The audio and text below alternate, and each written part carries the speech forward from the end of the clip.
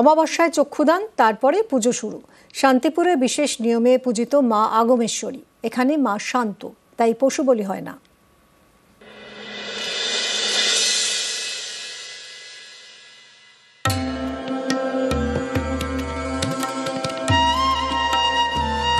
স্বপ্নে দেখলেন যে সকালে ঘুম থেকে উঠে প্রত্যুষে যে মূর্তি দেখবি তিনি হচ্ছেন তোমার আরাধ্যা।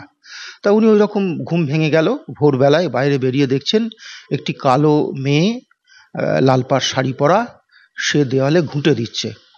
তাকে দেখেই লজ্জায় জিভ বার করলেন। 14 ফুটের প্রতিমা,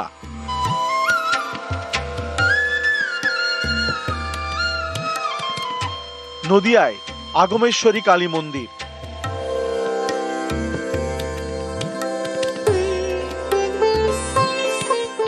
শান্তিপুরের এই মন্দিরে মা শান্ত, দক্ষিণা কালী, দেবী আগমেশ্বরী।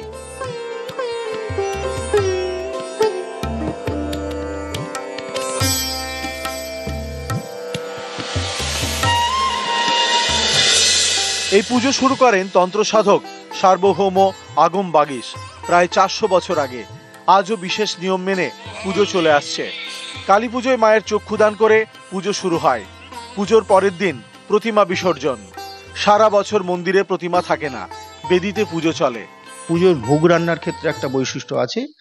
এই বাড়ির যত দীক্ষিত গৃহবধূ আছে তারা আগের দিন সংযম করেন, পরের দিন উপবাস করে ভোগ রান্না করেন। কোনো বাইরের হালুইকর দিয়ে রান্না হয় না, সমস্ত ভোগটাই বাড়ির দীক্ষিত গৃহবধূরা করেন এবং এই সময়ে যত রকম সবজি পাওয়া যায় মায়ের উদ্দেশ্যে নিবেদন করা হয়। আমাদের এখানে কোনো পশু বলি হয় না, আখ আর কুমড়ো হয়। নদিয়া থেকে রঞ্জিত সরকার, নিউজ 18 বাংলা।